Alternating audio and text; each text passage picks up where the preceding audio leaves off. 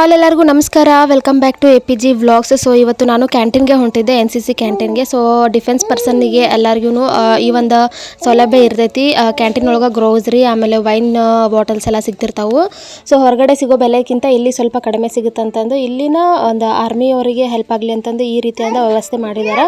So ಇಲ್ಲಿ ಬೆಳಗ್ಗೆನೇ ಬಂದು ಪಾಳೆ ಹಚ್ಚಿ ಟೋಕನ್ ತೊಗೊಂಡು ಆಮೇಲೆ ಗ್ರೋಸರಿ ತೊಗೊಂಡು ಹೋಗಬೇಕು. ಸೊ ಫಸ್ಟೇ ಅಲ್ಲಿ ಇರುವಂಥ ಐಟಮ್ಸ್ನ ನೋಡಿ ಲಿಸ್ಟ್ ಮಾಡ್ಕೊಂಡು ಇಟ್ಕೊಂಡಿರಬೇಕು. ಅದಾದಮೇಲೆ ಇಲ್ಲಿ ಬಂದು ಆರ್ಮಿ ನಂಬರ್ ಬರೆಸಿ ಪಾಳೆನ ಹಚ್ಚುವಂಥ ಒಂದು ಟೋಕನ್ನ ಇಸ್ಕೋಬೇಕು. ಸೊ ಅಲ್ಲೆಲ್ಲನೂ ಸೈನ್ ಮಾಡಿ ಆಮೇಲೆ ಟೋಕನ್ನ ಇಸ್ಕೊಂಡು ಕೊಡ್ತಾರೆ.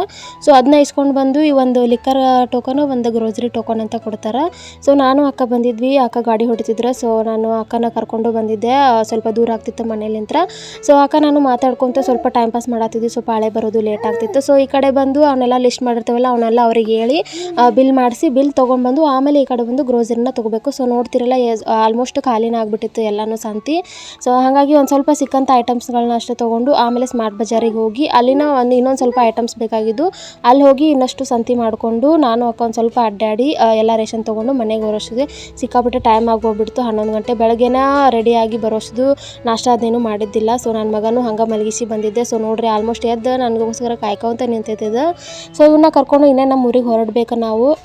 ಇನ್ನು ಲಗೇಜ್ ಎಲ್ಲ ಪ್ಯಾಕ್ ಆಗೈತಿ. ಇನ್ನು ಅವ್ರ ಅತ್ತಿಗೆಲ್ಲ ಬಾಯ್ ಹೇಳಿ ನಾವು ಇನ್ನೂ ಹೊರಡ್ಬೇಕು. ಬಟ್ ಅವ್ರ ಅತ್ತಿ ಅವನೇನು ಬಿಡೋಕೆ ತಯಾರಿಲ್ಲ, ಫುಲ್ ಅವ್ರ ಜೊತೆ ಆಟ ನಡೆಸ್ಬಿಟ್ಟಾರ. ಸೊ ನಾವು ಹಂಗೆ ಒಂದೊಂದು ದಿನ 2 ದಿನ ಅಷ್ಟೇ ಬಂದಿರ್ತೇವಲ್ಲ. ಸೊ ಹಾಗಾಗಿ ಅವ್ರಿಗೆ ಬಿಟ್ಟು ಕಳ್ಸೋಕೆ ಮನಸ್ಸೇ ಇರೋದಿಲ್ಲ.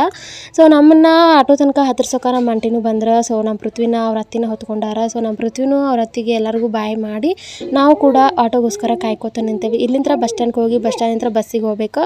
ಸೊ ನಮ್ಮ ಪೃಥ್ವಿ ನೋಡ್ರಿ ಆಟೋದಾಗ ಬಸ್ ಒಳಗೆ ಫುಲ್ ಜರ್ನಿ ಮಾಡೋದ. ನಮ್ಮ ಪೃಥ್ವಿ ಹುಟ್ಟಾನ ಟ್ರೈನ್, ಬಸ್, ಆಟೋ, ಫ್ಲೈಟ್ ಎಲ್ಲ ಥರ ಗಾಡಿ ಒಳಗೂ ಜರ್ನಿ ಮಾಡ್ತಾನೆ. ಸೊ ಬಸ್ ಒಳಗೆ ಕೂಡ ಫಸ್ಟ್ ಮುಂದ್ಗಡೆನ ಸೀಟ್ ಸಿಕ್ಕು. ಸೊ 1-2 ಕುರ್ಕುರಿ ಪ್ಯಾಕೆಟ್ ತೊಗೊಂಡು ಬಸ್ ಒಳಗೆ ನಮ್ಮೂರ ಕಡೆ ಹೊಂಟ್ವಿ. ಸೊ ನಮ್ಮ ಊರಿಗೆ ಬರೋ ಅಷ್ಟೊತ್ತಿಗೆ ಸಂಜೆ ಆಗಿಬಿಡ್ತಿತ್ತು. ಸೊ ಹಂಗಾಗಿ ಜಾಸ್ತಿ ಲೇಟ್ ಮಾಡೋದು ಬೇಡ ಅಂತಂದು ಮಧ್ಯಾಹ್ನ ಬೆಲೆನ ಹೊರಟ್ಬಿಟ್ವಿ. ಅಂದರೆ ಬಸ್ ಏನೂ ಗದ್ದಲ ಇರಲ್ವಲ್ಲ.